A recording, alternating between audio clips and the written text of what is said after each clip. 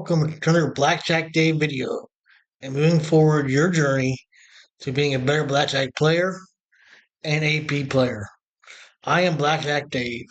I love to play Blackjack, talking about Blackjack and sharing the correct way to play Blackjack with others. Here's a fishbowl containing 100 black marbles and 100 white marbles. You can bet as much as you want on which colored marble you will randomly select from the bowl. You begin by betting $1 on a white marble. You close your eyes, stick your hand into the bowl, and randomly pull out a marble. What are the odds it will be white? You don't need to be a PhD in statistics to know the odds are 50-50 since there are equal number of white and black marbles in the bowl. Suppose you picked a white marble on your first try. Congratulations, because you just won $1. Better than winning just $1, through this example, I'm going to show you through this marble game how basically card counting works in advantage in blackjack. Let's continue with this example. We'll set aside that white marble. Now you can get to pick again. You bet another dollar on white. But wait, what are your chances of picking another white marble the second time? If you think 50-50, I don't mean to be rude, but you are wrong. That's because on the second pick, there's one more black marble in the bowl than white. Remember, we just removed one white marble on our first pick. The odds of picking a white marble on the second try are no longer 50-50. In fact, you would have had a 0.5% advantage if you'd been on black marble on your second pick. Of course, that doesn't mean you're guaranteed to win. Very important. Remember, throughout this whole series, I've been saying, even if you're a card counter and the count is great, meaning it's in your favor, and we'll talk more about that later, you're not guaranteed to win. You will not win every time you sit down at a table, as the last video tried to express. Let me repeat. Of course, it doesn't mean you're guaranteed to win because your edge is small. But if you were a smart player in this game, you would have bet on a black marble for your second pick. Furthermore, you track the marbles as they were selected and removed from one round to the next. There may be a point when there will be a large imbalance of black versus white marbles in the bowl, or it could swing the other way, more white than black. It doesn't matter because as long as you carefully track the balls being selected, you know beforehand which marble is a better bet. And by the way, that would be a good time to bet more than $1. Think of the $1 as your minimum bet, and when odds in your favor and you bet more as your maximum bet. Do you get the point of how you can beat this marble game by keeping track of the balls being selected? To give you information going forward on which ball has the better odds of being picked. The above game is an example of a dependent trial process because the odds change depending on what marbles were selected in previous picks. Well, guess what?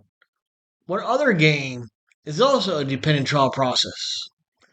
If you said blackjack, you are correct. Blackjack is also a dependent trial process game, only it's not played with marbles, but with playing cards. So let's look a little deeper into card removal in blackjack. Suppose you sit down at a single deck blackjack game. I know this series focuses on a 6-deck blackjack game, but makes this example much clearer if we just use a single deck blackjack game. So bear with me. Okay, so let me start again. Suppose you sit down at a single deck blackjack game with two other players, and during the first round after the shuffle, you notice that 4 aces were played. What are your chances of getting a blackjack on the second round? How much would you bet on the second round? Well, because all four aces in the deck have been removed in the first round, your chance of getting a blackjack in the second round is 0. Therefore, if you're a smart, observant player, you would bet the minimum bet in round 2. On the other hand, if no aces appeared in round 1, it would have been wise to bet more money in round 2 because you had a greater chance of getting a blackjack and a bonus payout.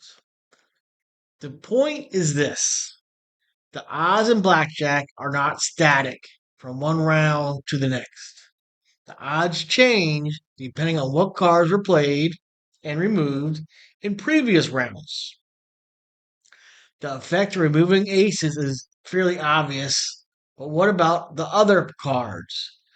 Do they have the same importance when taking out of play? Mathematicians have studied this by simulating millions of hands of blackjack on a computer. They program a blackjack game with a specific set of rules, let's say a single deck game, and using the basic strategy to play every hand. They can compute the player's expectation. They then repeat the simulation with the same rules, only they remove, say, 1, 2, meaning remove a single card value 2 from the deck and recompute the player's expectation. They can compare the house edge with 1, 2 removed with the benchmark game to determine what the effect is when a 2 is removed. In fact, the table shown shows results from a study on the effect of card removal for a single deck game. This table was taken from an excellent book called BlackJack Attack, Playing the Pros Way, 3rd edition. It shows an approximate gain or loss to the basic strategy player as each card is removed from the top of the deck in a single deck game.